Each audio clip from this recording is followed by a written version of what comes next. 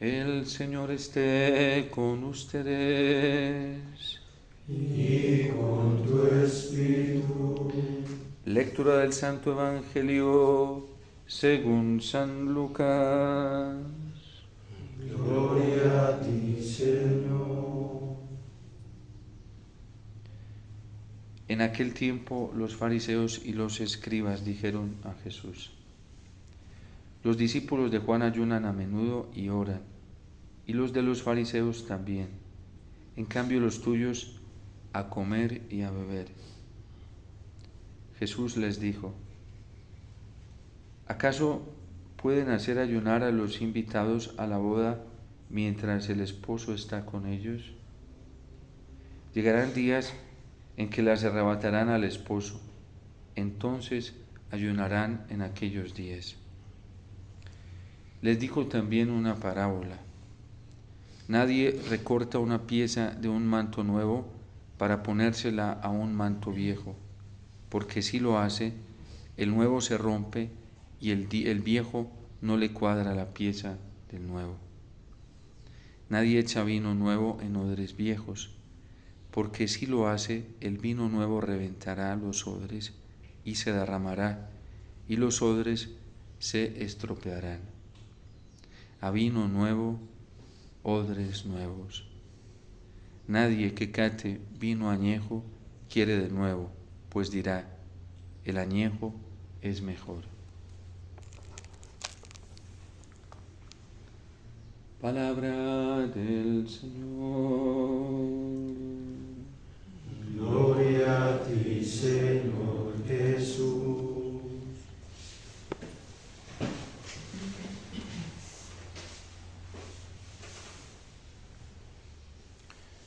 El vino nuevo que está ofreciendo el Señor es un vino muy exigente. El paño nuevo que propone el Señor para que no reviente el viejo es muy exigente. De hecho, claramente lo vemos en el Evangelio cuando el joven rico se le acerca para preguntarle al Señor qué debe hacer para conseguir la vida eterna. Y la primera sentencia del Señor es que debe cumplir los mandamientos. Sin embargo, el joven dice que todos los ha cumplido, que es fiel a los mandamientos. Desde el primero, que es amar a Dios sobre todas las cosas, como lo trae de una manera bien explicada el Salmo hoy, que es el mandamiento de la confianza absoluta en el Señor, del abandono total en el Señor, hasta los mandamientos que están dirigidos al prójimo. 3 mandamientos tienen esa connotación, los 3 primeros, de una adoración total al Señor, de un respeto absoluto por el Señor, por su nombre y por su sacralidad, y de una manifestación caritativa en un culto total de adoración al Señor. Primero, segundo y tercero mandamiento. El primero, referencia total a un abandono en el Señor como Padre, como Dios. Incluso hoy el Salmo lo trae y dice, empieza el Salmo, dice: no te preocupes, ni te exasperes por el que obra mal, porque no es tarea tuya preocuparte y exasperarte. Incluso el Salmo más detenidamente hace una advertencia: cuidado con encolerizarte y cuidado con llenarte de rabia por el comportamiento inadecuado del malvado, porque te iría peor. Todas las sentencias hay que dejárselas al Señor, lo trae San Pablo hoy en la carta a los Corintios. Y un abandono total en el amor del Señor, un abandono total en el juicio del Padre, que es un juicio perfecto, recto y honesto, que es basado en el amor, un abandono total en ese juicio nos advierte y nos prohíbe de toda forma condenatoria en nuestro corazón porque nos acaba. Destruye y mata la caridad a Dios, destruye y mata la comunión con Dios, destruye y mata la posibilidad de la vida sobrenatural en el corazón. Y por eso el Salmo 36, que hoy nos lo trae la liturgia desde el versículo 3 o 2, pero empieza desde el versículo 1 aplicando los criterios que nos da la Constitución dogmática Dei Verbum, de que hay que leer la Sagrada Escritura en toda su integridad y en su unidad. Empieza ese salmo diciendo: no te exasperes por el que obra mal. Cuidado, cuidado, porque podrías permitir que el demonio destruyera la posibilidad de la vida divina en ti. Hoy San Pablo lo trae clarísimo. Dice él, ¿qué tiene que ver la gente en nosotros? Servidores y administradores del misterio de Dios, no más. No somos dioses, ni somos Dios, ¿sí? No somos ninguno de nosotros indispensables para nadie. Nadie es indispensable para mí, el Padre Omar. Nadie. Solo el Señor. Y nadie es indispensable para nosotros. Solo el Señor. Es lo que ha estado repitiendo San Pablo. Y por eso le hace tanto énfasis a los corintios. ¿Qué es Apolo? ¿Qué es Pablo? ¿Quién es Cefas? Servidores, ministros, no más. No más.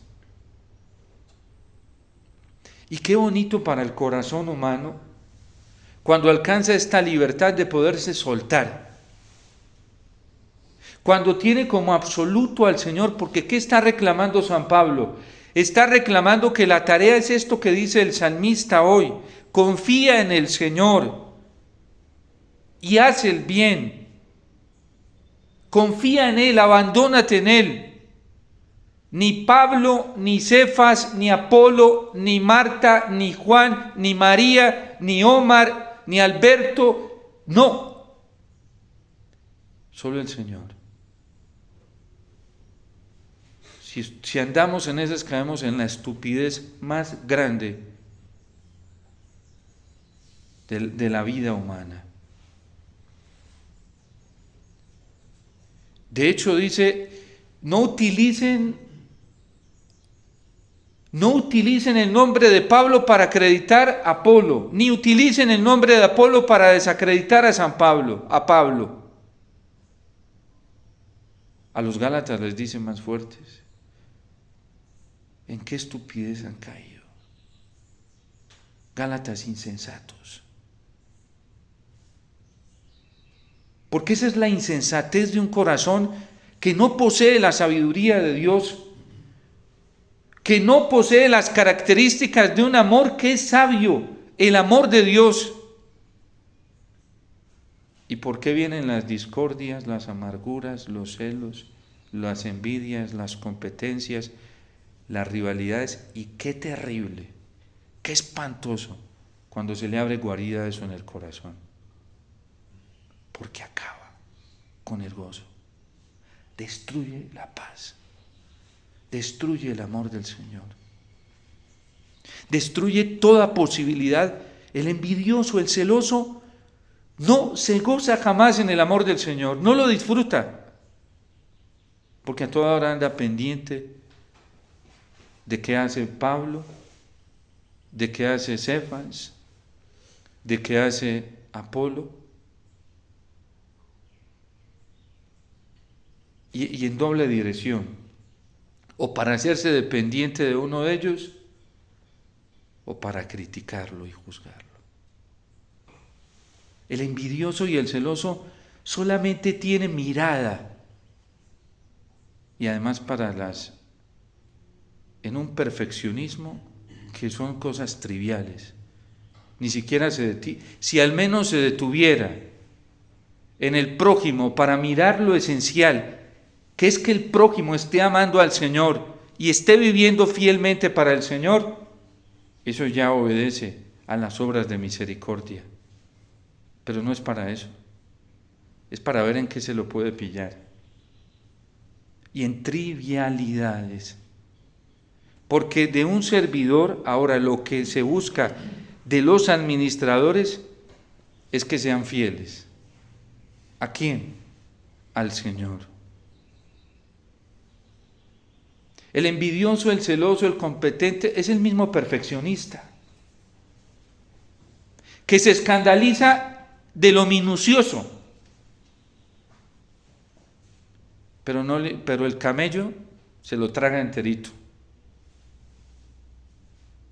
Se lo traga redondo. ¿Qué se espera de un servidor del Señor, de un ministro del Señor, de un consagrado del Señor, de un bautizado? ¿Qué se espera de un matrimonio católico, que son servidores, son ministros también? ¿Qué se espera de un religioso, de una religiosa, de un sacerdote, de un obispo, de un papa, de un cardenal? Que seamos fieles a los mandatos del Señor. Vino nuevo.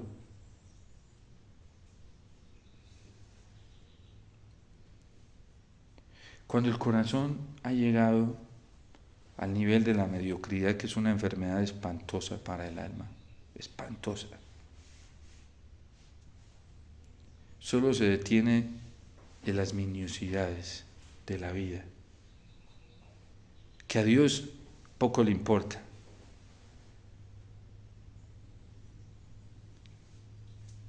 ¿A Dios qué le importa en nosotros?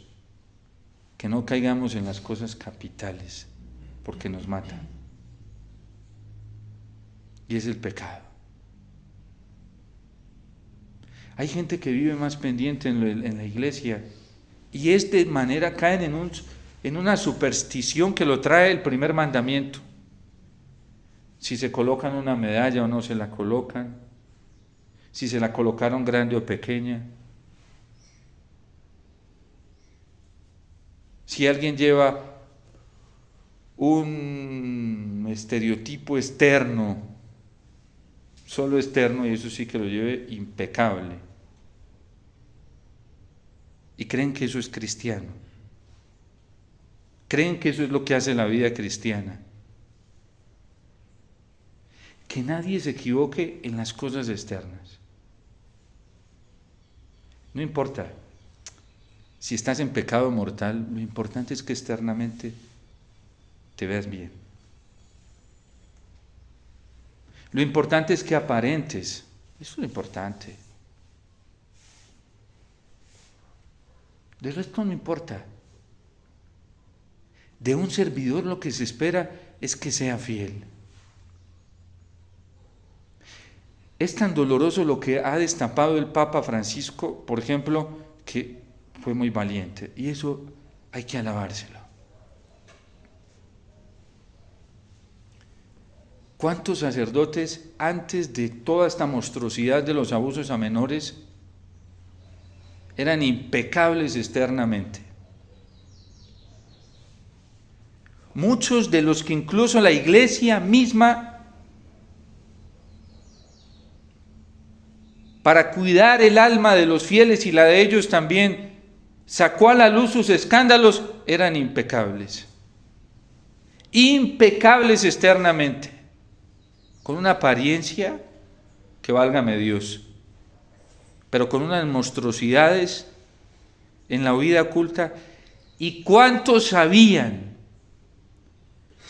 eso y se quedaban calladitos? Con tal de que yo no lo esté haciendo, no importa.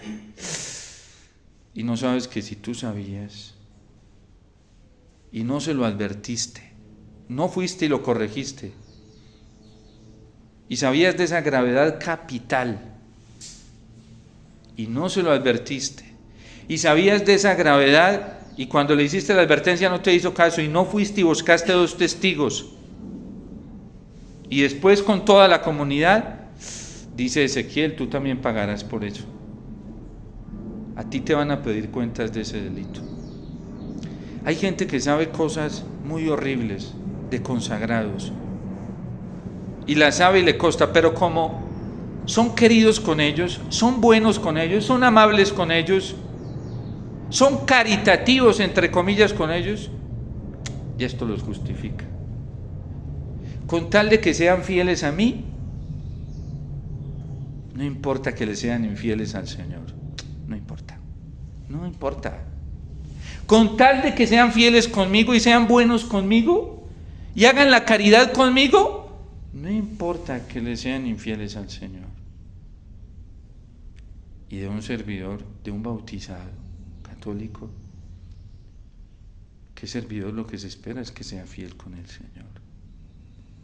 ¿Saben cuál así es la monstruosidad más grande dentro de la iglesia? Que a muchos católicos no nos afecta para nada la infidelidad al Señor.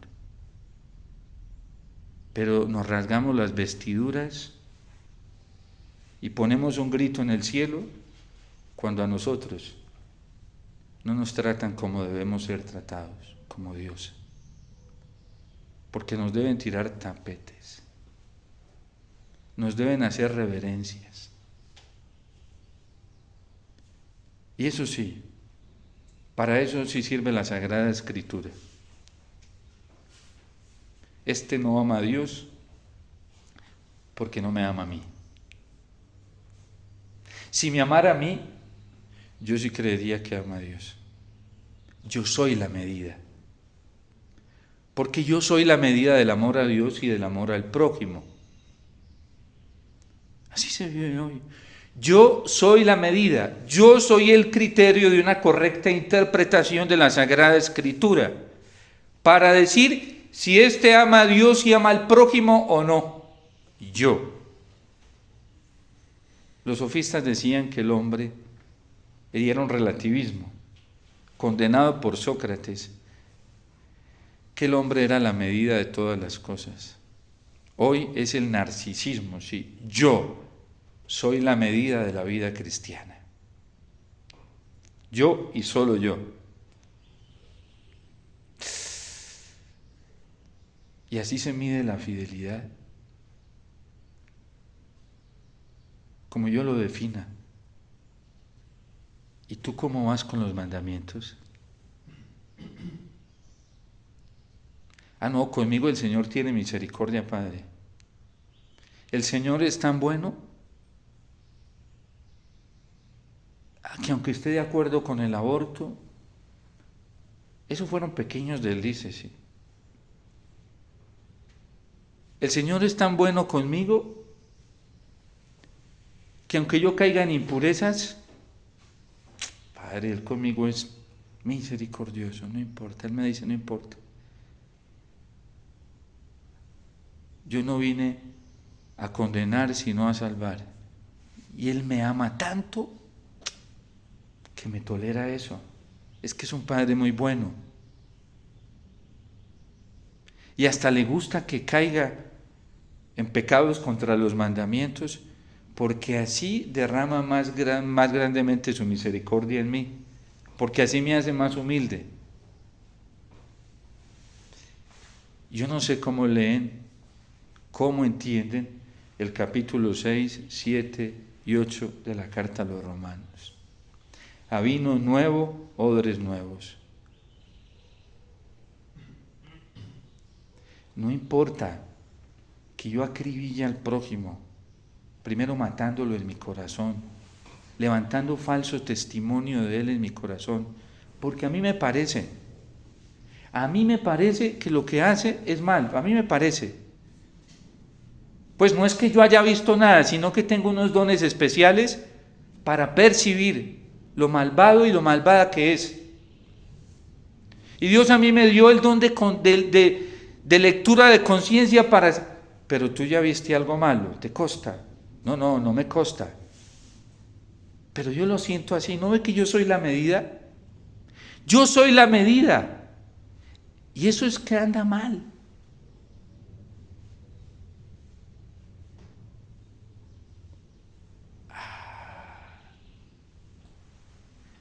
Yo no sé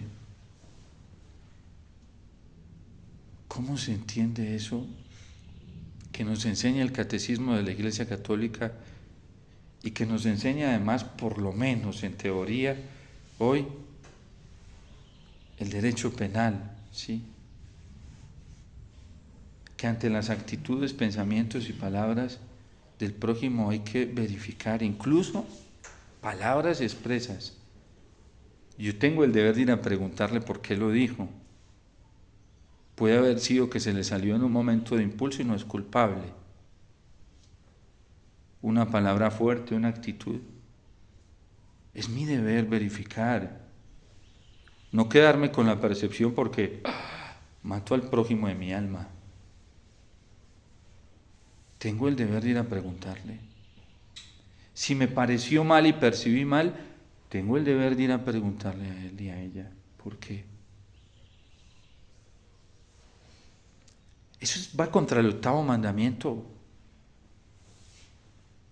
No mentir, ni levantar falso testimonio. Y el falso testimonio empieza aquí adentro. Y el diablo es feliz cuando ve a una persona así.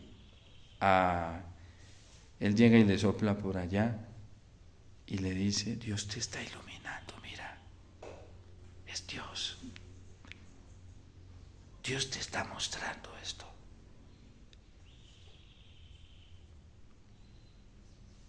Yo recuerdo todo ese proceso tan doloroso con el mal menor. Meses discerniéndolo. Para poder llamar a esas personas y decírselo en privado. Y saben a mí que me asombró la fuerza que tiene Satanás. El demonio tiene mucha fuerza en los corazones dañados. ¿Cómo embaucó a muchas personas? A mí ha venido gente y me ha dicho: padre, es que me dijeron esto de usted. Yo, ¿cómo puede? Primero, ¿cómo no tienen escrúpulos para inventarse unas mentiras tan grandes? Cuando me llamaron por las denuncias que me hicieron, yo le pregunté a las autoridades que me llamaron: ¿y por qué? A ver, cuénteme de qué me están... Que usted dice esto, y ahí nos están trayendo sus homilías. Yo, qué bueno que las escucharon. Pues no las hemos podido escuchar. Escúchenlas,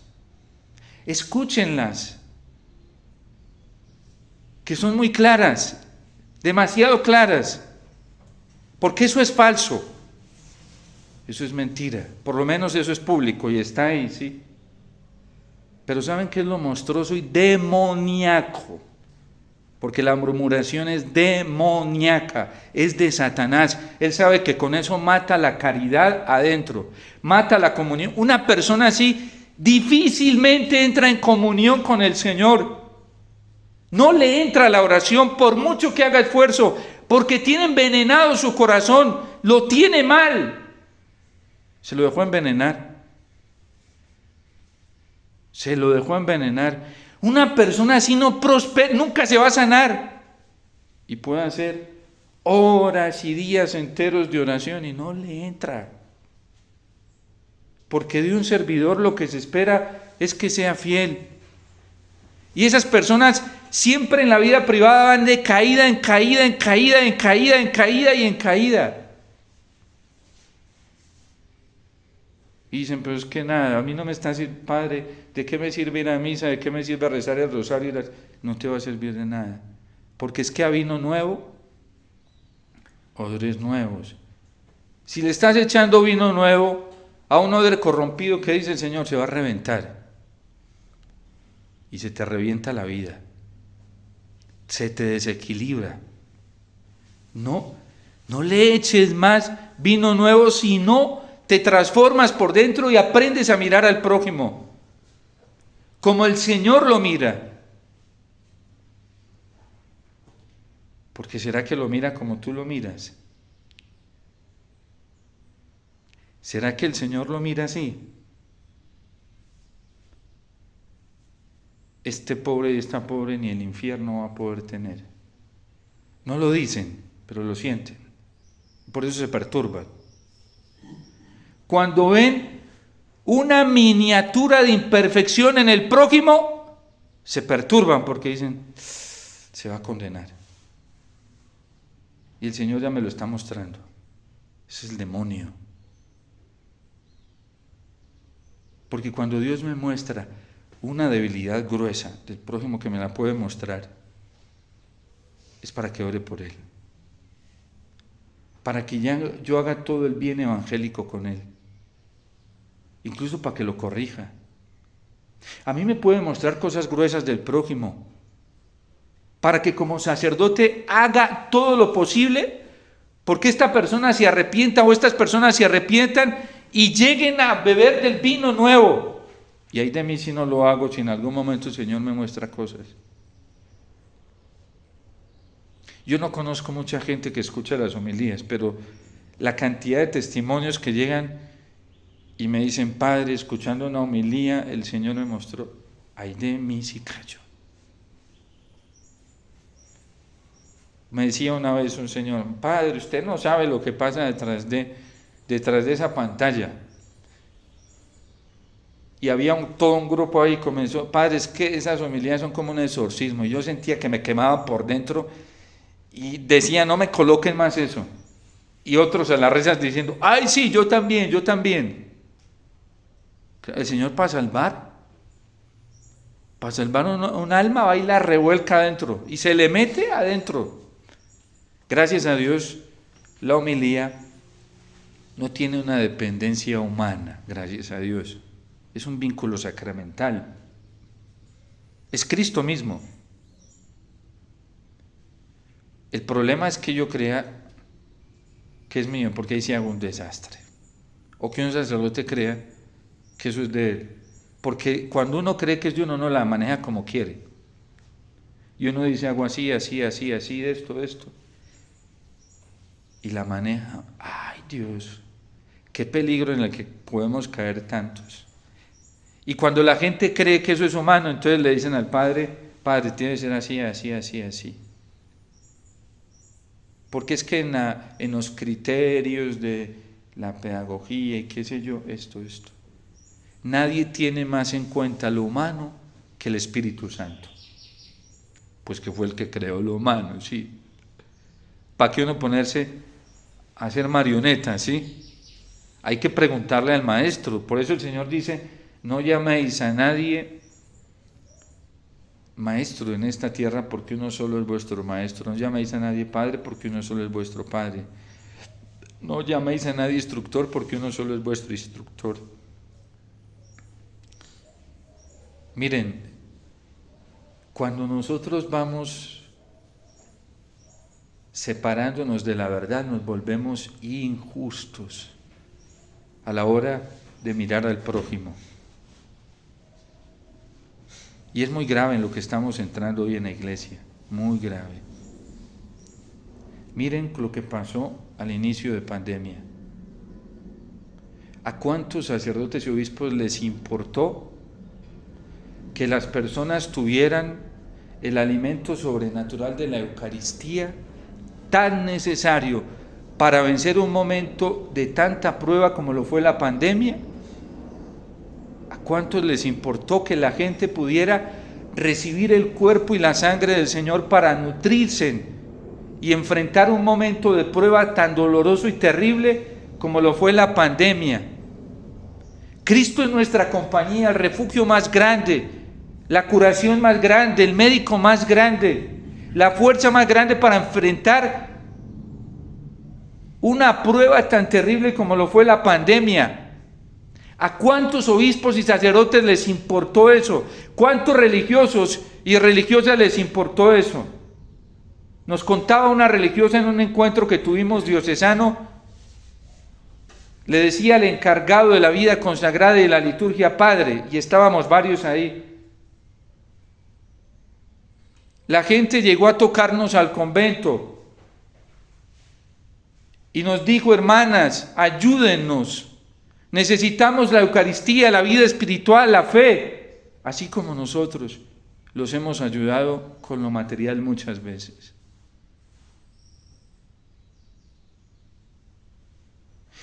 pero sí les importó preocuparse de que se recibiera o no se recibiera la comunión en la mano.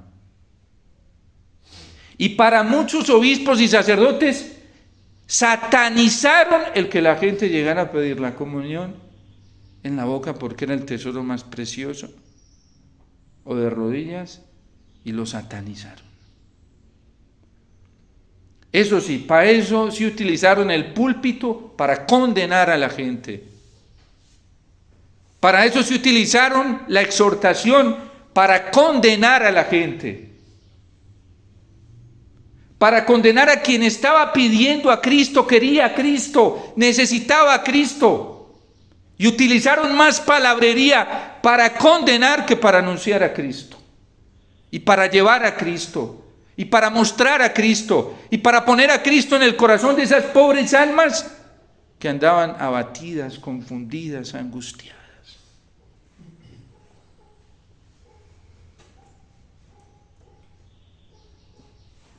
Es doloroso. A vino nuevo, odres nuevos. Y por eso cada vez en la pastoral se inventan cosas para llevar el vino, pero el vino no logra entrar en los corazones. Y entonces inventémonos eso. No va a entrar si no hay odres nuevos, si no hay conversión, si no hay cambio real. Miren, la vida sacerdotal es una preocupación hoy para la iglesia muy alta. Los sacerdotes más jóvenes son los más desanimados y los que más rápido están cayendo en infidelidades al ministerio sacerdotal. Y los pobres obispos andan angustiados y no saben qué hacer ya en la formación. Se ha hecho de todo. En estos últimos años se ha hecho más que en otros años. Pero es sencillo. El Evangelio es sencillo. Odres nuevos. Conversión, dejar la vida de pecado y ya. Miren cómo está el planeta. La preocupación hoy por el calentamiento, y es muy alta porque se siente. No es que estén exagerando, lo vemos. Cómo está deteriorado el clima, el ambiente. Las catástrofes naturales son espantosas. La cantidad de muertos, desplazados que están dejando las catástrofes naturales son grandísimas. Más que la guerra. Esos son los efectos de ¿qué? Del pecado. Siempre nos lo ha enseñado la palabra de Dios, la tradición y el magisterio de la iglesia, que el pecado prolifera. Un pecado mortal que yo cometa no solamente me daña a mí, sino que daña a todo alrededor.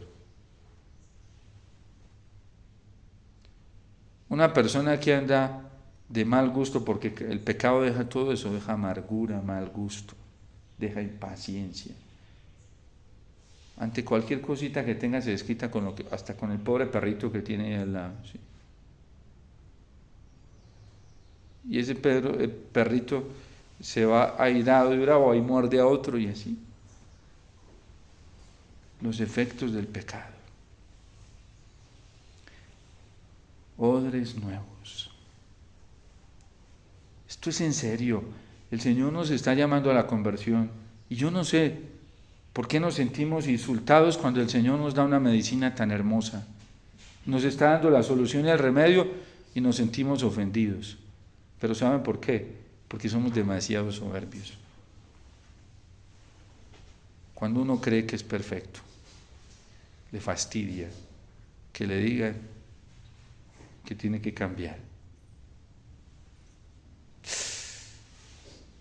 Y eso es una tentación que nos ronda no todos los días nos ronda esa tentación, nos ronda cada segundo. Porque al demonio le encanta, él va conociendo cómo son las personas. Y él dice, a este le gusta la adulación, vamos a tirarle por este lado. Bravo, como tú no hay nadie. Si el mundo te conociera, tienes que darte a conocer al mundo, cambiaría inmediatamente. Y el Espíritu por allá santo, para allá adentro tratando, y entonces el instinto se fascina, se infla, y cuando se infla el Espíritu Santo intenta por allá hablar adentro y decir, no, sin Cristo nada se puede. Cristo es el único Salvador, pero ya ni se escucha esa voz. Está tan inflado el ego. Tan inflado que ya tapó la capacidad auditiva del corazón. Se hinchó tanto. Hay que anunciar a Cristo, a Cristo, a Cristo. Solo el Señor, vino nuevo, Él es el vino nuevo. Y en nuestra boca no tiene que haber otro nombre más que el del Señor. Y en nuestra conducta no tiene que haber otra referencia más que el Señor y en la Eucaristía. Y en nuestro modo de obrar, de actuar, no tiene que haber otra cosa más importante, algo más grande que Jesús y Eucaristía. Y en nuestras conmociones y sentimientos no puede haber pasión más grande que por Jesús y Eucaristía. Y por la palabra del Señor. No hablando, eso no sirve hablando. Eso es viviendo. Porque hay gente que habla maravillas de la Eucaristía, pero son un desastre a la hora de relacionarse con el Señor en la Eucaristía. Y eso uno no lo debe seguir. Eso uno no lo debe imitar. Porque Él es el único importante y fue la grandeza de San Juan Bautista. Es necesario que Él crezca y que yo disminuya. Dios no necesita amores caricaturescos, poéticos, romanticistas. Dios necesita amores reales. Este es mi Hijo amado en quien yo me complazco. Escúchenlo. Y cuando estoy en el Santísimo, ¿cómo me arde el corazón? O me da pereza, me distraigo, vivo pensando en otras cosas. Quiere decir que eso es lo más importante. Dediqué todo mi tiempo en el Santísimo para pensar en lo inteligente que yo soy, ¿sí? Para pensar en lo hábil que yo soy, para pensar en la maravilla que yo soy, y se me fue todo el tiempo.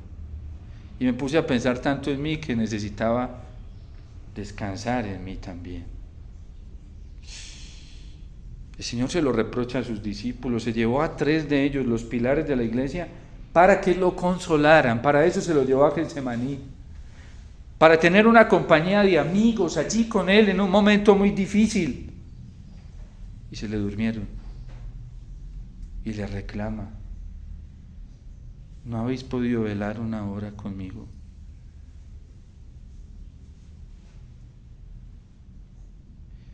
Padre, es que la Eucaristía es muy larga, pero bueno, en las cortas también te distraes. Entonces, Padre, es que el problema es el sacerdote que celebra, pero el que tú halagas también te distraes. Entonces,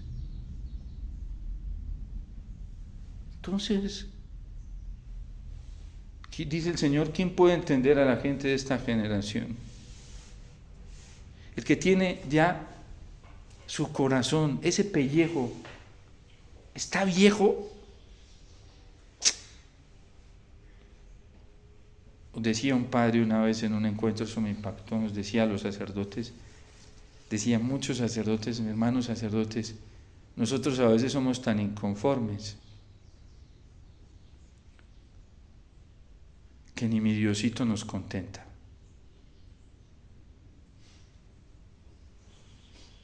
¿Cómo es que uno venga al Santísimo y no sienta la plenitud de la presencia del Señor? ¿Cómo es que uno esté en la Eucaristía y no experimente la plenitud del amor del Señor? Algo está pasando. ¿Cómo es que uno medite la palabra de Dios, vaya y la lea, y no se le encienda algo adentro por allá de amor por el Señor? Algo está pasando. ¿Cómo es que uno vaya al catecismo de la Iglesia Católica y eso no lo asombre, lo admire de la belleza que es la iglesia y lo hermosa que es la iglesia? ¿Cómo es eso? ¿Cómo es eso? Pero eso sí, Padre, me hablan de otras cosas, se me abre todo, ¿sí? Se me enciende todo. ¿Y por qué? Porque tiene mundo, superficialidad, mediocre. Quiere decir que eso es lo que te gusta, así está la medida de tu corazón. El ambiente sirve de termómetro para uno saber cómo está. Porque hay cosas que nos fascinan más que otras, que nos estimulan más que otras. Hay personas que nos fascinan más que otras. Hay compañías que nos fascinan y nos estimulan más que otras. ¿Por qué será? Padre, es que me lleva al Señor. Eso sí, cuando voy a la Eucaristía, Padre, me la paso pensando en otras cosas. ¿Y a qué Señor te está llevando? Como le dice Pablo a los Gálatas, Gálatas insensatos, ¿cuándo? ¿Cuándo se pasaron a otro evangelio? Y no es que haya otro, es que se lo inventaron. Padre, esas personas me llevan al Señor, pero cada vez sientes menos plenitud con el Señor en su palabra, cada vez sientes menos plenitud con el Señor en la Eucaristía, cada vez sientes menos plenitud con el Señor en el sagrario, cada vez sientes menos plenitud con la idea de ser santo, de la vida eterna, del cielo. Y te está llevando al Señor. ¿A qué Señor te está llevando? ¿Al que se inventó el anticristo? ¿Al que predica el anticristo?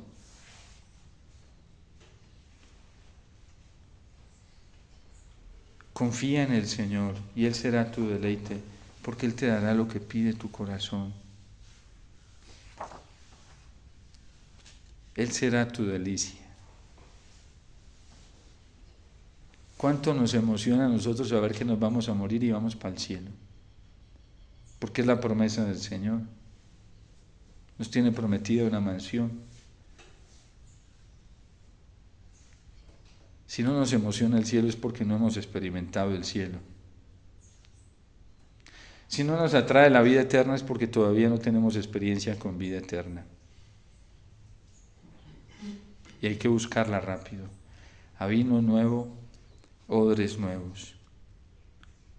Encomienda tu camino al Señor, confía en Él y Él hará justicia como el amanecer, tu derecho como el mediodía. San Pablo dice, a mí no me preocupa para nada que me juzguen ustedes, que ustedes midan mi fidelidad porque ni me voy a entretener en eso, como ni siquiera yo mismo. Y no por esto, dice, ni siquiera mi conciencia me reprocha nada, pero no por esto tampoco es que quede absuelto, pero mi juez es el Señor. Le decían a Santa Juana de Arco, estaban impactados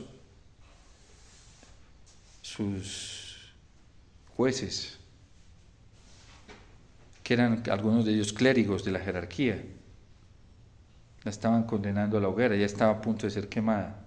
Después del maltrato que recibió, ella en paz, feliz, contenta. Y ellos no se ardían por dentro.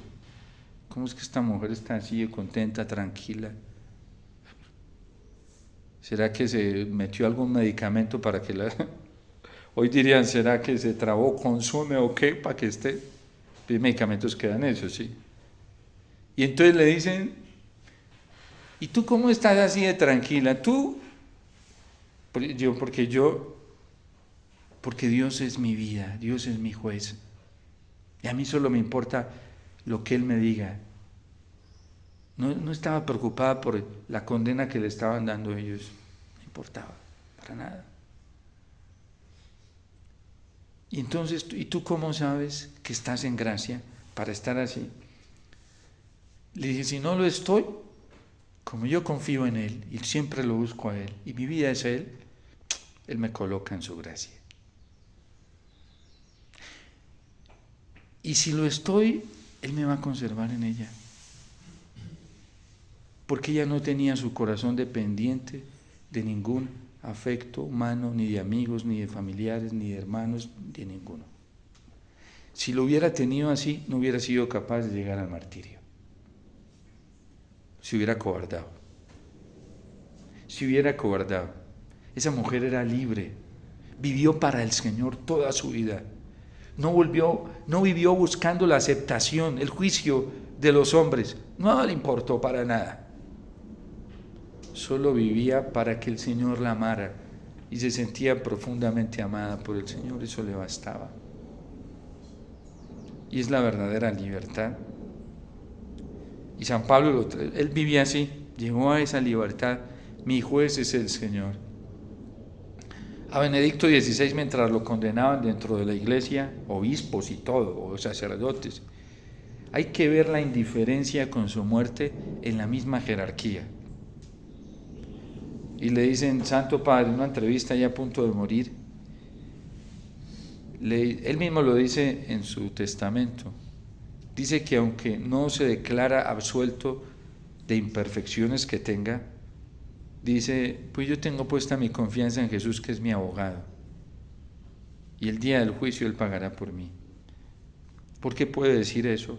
Porque ha vivido toda su vida centrada en el Señor, porque no vivió buscando aceptaciones humanas, no vivió para los afectos humanos, no trabajó para el estímulo humano, no se esforzó para que la gente lo aplaudiera y lo aceptara y lo abrazaran y lo acogiera.